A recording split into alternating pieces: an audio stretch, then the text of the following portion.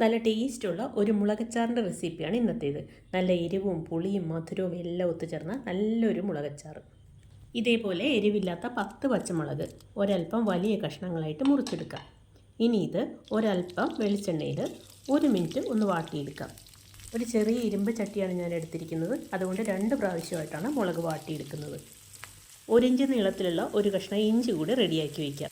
ഒരു ചെറുനാരങ്ങ വലിപ്പത്തിലുള്ള വാളംപുളിയും അതിനേക്കാൾ കുറച്ചുകൂടെ വലിപ്പത്തിലുള്ള ഒരു കഷ്ണം ശർക്കരയും 1 ഗ്ലാസ് വെള്ളത്തിൽ നേരത്തെ തന്നെ അലിയിച്ച് റെഡിയാക്കി വയ്ക്കണം. മുളക് വഴറ്റി കഴിഞ്ഞാൽ അതേ എണ്ണയിൽ തന്നെ 1/4 ടീസ്പൂൺ കടുകും 4-5 ഉണക്കമുളകും 4-5 കറിവേപ്പിലയും കൂടെ ചേർത്ത് വഴറ്റി ഒന്ന് മാറ്റി വയ്ക്കാം. ഇനി കുറച്ചുകൂടെ വെളിച്ചെണ്ണ ഒഴിച്ചു കൊടുത്ത് ഇഞ്ചി ചേർത്ത് കൊടുക്കാം.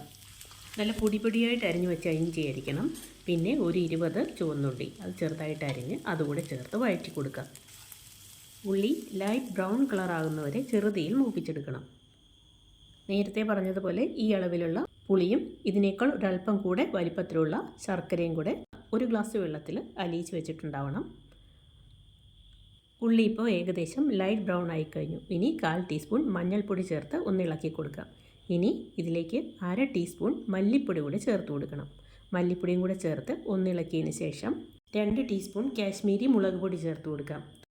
ഇനി എരിവ് കൂടിയ മുളക് പൊടിയാണ് കയ്യിലുള്ളതെങ്കിൽ 1.5 ടീസ്പൂൺ മുളക് പൊടി ചേർത്ത് കൊടുത്താൽ മതി. ഇതുകൂടെ ചേർത്ത് നന്നായിട്ടൊന്ന് ഇളക്കി കൊടുക്കാം. അതിനുശേഷം കരിയുന്നതിന് മുമ്പ് പെട്ടെന്ന് തന്നെ പുളിവെള്ളം ഒഴിച്ചു കൊടുക്കാം. ഒരു 1/2 കപ്പ് ഒഴിച്ചു കൊടുത്താൽ മതി. ബാക്കി പിന്നീട് ചേർത്ത് കൊടുക്കാം. ശർക്കര പുളിവെള്ളം ചേർത്ത് കൊടുത്തതിന് ശേഷം എല്ലാം കൂടി നന്നായിട്ടൊന്ന് ഇളക്കി വെള്ളം കുറച്ചൊന്ന് വറ്റിച്ചെടുക്കണം.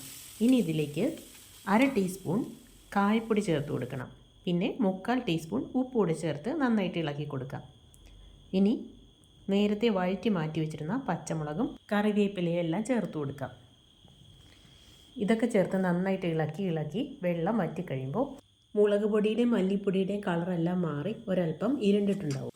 ഇനി ഇതിലെ വെള്ളമെല്ലാം വറ്റി ഒരല്പം എണ്ണ തെളിഞ്ഞ് കഴിയുമ്പോൾ ബാക്കി മാറ്റി വെച്ചിരിക്കുന്ന 1/2 കപ്പ് ശർക്കര പുളിവെള്ളം കൂടെ ചേർത്ത് കൊടുക്കുക.